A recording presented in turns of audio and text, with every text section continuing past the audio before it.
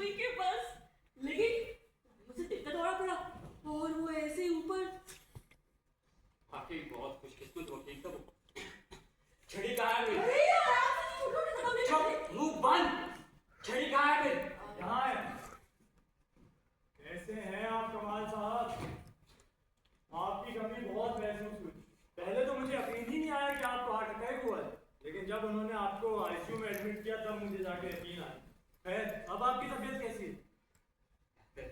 अरे नहीं जी, ये अस्पताल से डिस्चार्ज नहीं हुए, ये तो अस्पताल से निकाला गया है क्योंकि इनकी हरकतें बिल्कुल भी मरीजों वाली नहीं थी। हसन उठा का बस इसका मुंह बंद करवाओ वरना मैं आज इस पर जहनी अजीज का मुकदमा दायर कर दूंगा। क्या हालत बना रखी है इस घर की?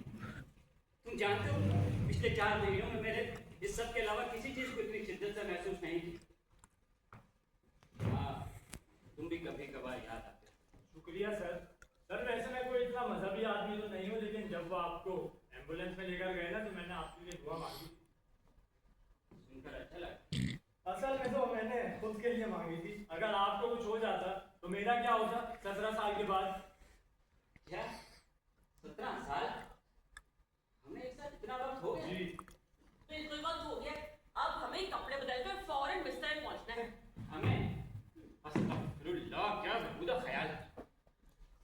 चलिए चलिए फौरन।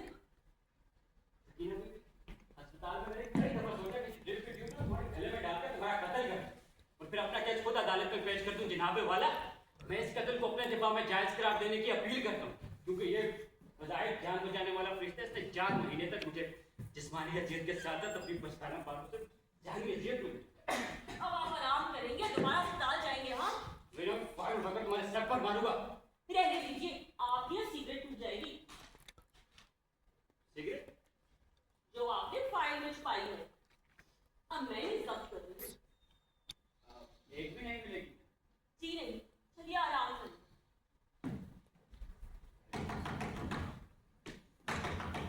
आ जाओ। जी अस्सलाम वालेकुम। कमाल साहब कहाँ है? अपॉइंटमेंट के बगैर आने की माफी चाहता हूँ, लेकिन कमाल साहब से बड़ा जरूरी काम है जी। वापिस आता हूँ, लेकिन कमाल साहब पर कोई केस नहीं। मेरे ख्याल में वो केस की ब्रीफ जरूर सुनेंगे। सीरियस क्रिमिनल केस है।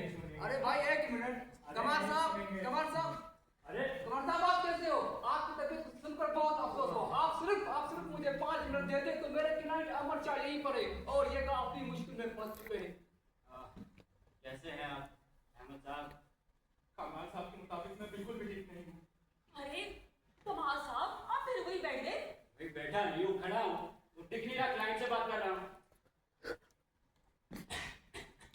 अहमद साहब, मैं आपको 5 मिनट दे सकता हूँ। कामरान साहब, मैं आपसे कह चुका हूँ कि कमाल साहब की तबीयत ठीक नहीं है, मुझ पर कोई केस नहीं ले सकते। आप करनी की है। अहमद साहब, मैं आपको 5 मिनट दे रहा हूँ। हसन जी इस ट्रेन को किचन में कोई काम दिखा कर लो। कमाल साहब, मेरे बिस्तर तैयार है। तुम सो जाओ जाकर। कमाल साहब, सब कहना है कि अगर मैंने किसी अच्छे वकील को अपना केस न दिया तो पुलिस किसी भी वक्त मुझे गिरफ्तार कर लेगी। किस जुर्म में? कत्ल के जुर्म में। ये वही आसिया मुमताज के कत्ल का केस है। आप शायद आज के अखबारों में सब कुछ देख चुके होंगे। वो एक दरमियाने मुल्क की अमीर बेवा औरत थी जो एक नौकरानी के साथ रहती थी। कत्ल की शाम अमर शाह उनसे मिले थे। नौकरानी जब छुट्टी से वापस घर पे आई तो अपनी मां को मुर्दा पाया। उनके सर पे वार किया गया था। सिगरेट हो गया आपका? हाँ, ये देखिए। अहमद शाह बज़ाहिर तो शरीफ आदमी है, लेकिन तमाम हालात और वाकयात इनके खिलाफ हो गए। ये आपको पसंद आएंगे।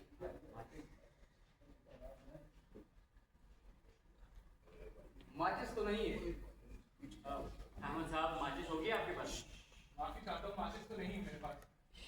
आपने तो कहा कि मुझे बहुत पसंद आएंगे। मेरे पास लाइटर जरूर है।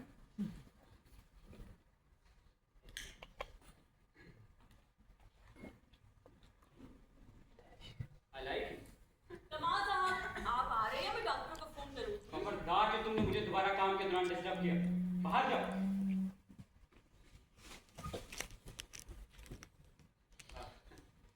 आप यकीन माने अगर इसको पता चल गया ना कि मैं आज सिगरेट पी रहा हूँ तो मुझे आज के आज ही हॉस्पिटल में एडमिट करवा देगी।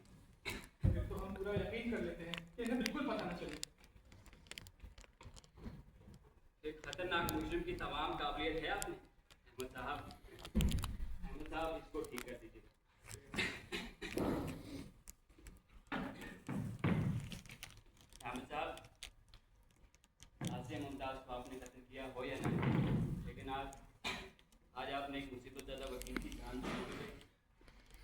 साहब मैं तो ख्वाब में भी किसी का खून नहीं कर सकता। वो तो मेरी बीवी नमीरा ने मुझसे कहा कि मैं किसी अच्छे वकील से बात कर लूं, इसलिए मैं कामरान साहब के पास गया, वो मुझे आपके पास ले आया। आप यकीन जानिए मैं आपको बिल्कुल सही जगह लेकर आया हूँ।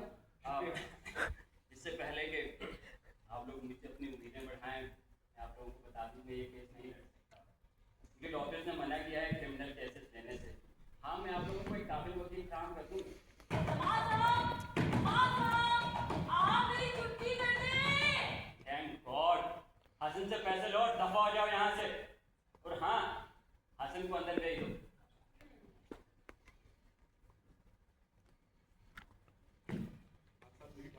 कमाल साहब मुझे इजाजत दीजिए, मेरा काम यहाँ खत्म हुआ।